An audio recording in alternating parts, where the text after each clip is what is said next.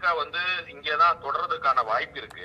இதுல என்னன்னா இடையில சில மனக்கசப்புகள் உங்களுக்கு என்னன்னா, இப்ப பாஜக வந்து டிடிவி தினரனை உள்ள கொண்டு வரும்போது அவங்க வந்து ரொம்ப தெளிவா கடகடன் பேசி முடிச்சு அவங்க வந்து அந்த நெகோசியேஷனை ஃபுல்லா எடுத்துக்கிட்டாங்க. இப்ப தேமுதிகவுக்கு அது மாதிரி ஓ பன்னீர்செல்வம் அவர்களுக்கும் அந்த முயற்சி வந்து தொடர்கிறது. அதான் நம்ம பார்த்தோம்.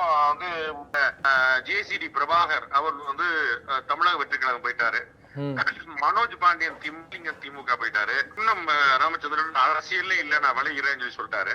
திரு ஓபிஎஸ் கூட இருந்த பல முடிவுகளை எடுத்த பிறகும் திரு ஓபிஎஸ் முடிவை எடுக்கல அப்படின்னா என்னன்னு பாக்கணும். ஓபிஎஸ் அவருடைய மகன் பியூஷ் கோயலை சந்திச்சாரு அப்படிங்கறத பாக்குறோம்.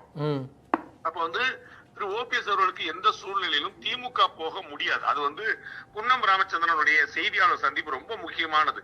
அவர் வந்து திரு வைத்திலிங்கத்தோட சேர்ந்து அவர் வந்து திமுகவுடைய இணையறதுக்கு சம்மதிச்சிட்டாரு. அது வந்து சில ஊடகங்கள்ல வந்து அவரும் இணைகிறாருன்னு பேரை போட்டே வந்துருச்சு. ஆனா அவர் பிரஸ் மீட்ல சொல்றாரு, என்னுடைய குடும்பத்தினர் தடுத்தார்கள்ன்றார். ரொம்ப முக்கியமா கவனிக்க வேண்டியது. அதாவது ஏடிஎம்கேல இருந்துட்டு அம்மா பேரை சொல்லிட்டு ரெட்டலன்னு இருந்துட்டு திமுக போனா என்ன அர்த்தம் அப்படின்னு கட்சிக்காரர்கள் தூற்றுவார்கள், நகர செயலாளர் கேள்வி கேட்பாரு, மாவட்ட செயலாளர் சண்டைக்கு வருவாருங்கிறது இல்ல, குடும்பம் தடுத்திருக்கிறதுங்கிற நீங்க பாக்கணும். அதை வந்து அவர் பதிவு பண்றார். இது போன்ற ஒரு பெரிய தர்ம சங்கடம் தான். அவர் வந்து காலம் முழுக்க அதிமுக கடைவேட்டியோடு வாழணும், கடைவேட்டியோடு இருக்கணும் கடைசி நாள் வரை அப்படிங்கிறது அவருடைய எண்ணம். மறைந்த முதலமைச்சர் ஜெயலலிதா அவர்களால் இருமுறை முதலமைச்சர் ஆக்கப்பட்டவர். அவர் வந்து பரதன் கூட ஒரு முறை தான் கொடுத்தான் அப்படின்னு ராமாயண கதையை நினைவுபடுத்தி புகழப்பட்டவர், ஜெயலலிதாவாயால புகழப்பட்டவர்.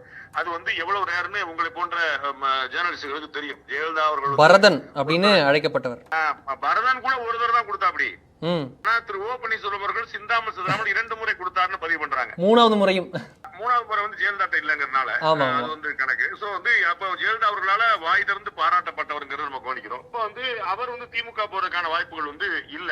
போனா அது வந்து ஒரு அரசியல் தற்கொலை. அவேகா கூட போறதுக்கு அப்படின்னா இவருடைய ஸ்டேச்சருக்கு, இவர் நடந்து கொண்ட விதத்துக்கு வந்து இவருடைய ஸ்டேச்சருக்கு, இவர் பார்க்கப்படுகிற விதத்துக்கு வந்து அது வந்து கம்மியானதா இருக்கும். மூன்றாவது வந்து தேசிய ஜனநாயக கூட்டணியில குறிப்பாக பாஜக தலைவர்கள் என்னவெல்லாம் கேட்டுக்கொண்டார்களோ அதை எல்லாம் செய்து கொடுத்தவர் திரு ஓ பன்னீர்செல்வம் அவர்கள். அதை மறந்துடக்கூடாது.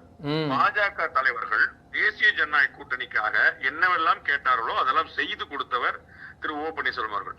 அவர் வந்து ராமநாதபுரத்துல போட்டியிட சொல்லி தேசிய ஜனநாயக கூட்டணி கேட்டுக்கொண்ட போது, நான் தேர்தலையே போட்டியிடல, நான் பாராளுமன்ற தேர்தல் எனக்கு வேண்டியதுல, நான் சட்டமன்றத்துல கவனம் செலுத்துறேன் சொல்லி சொன்னார்.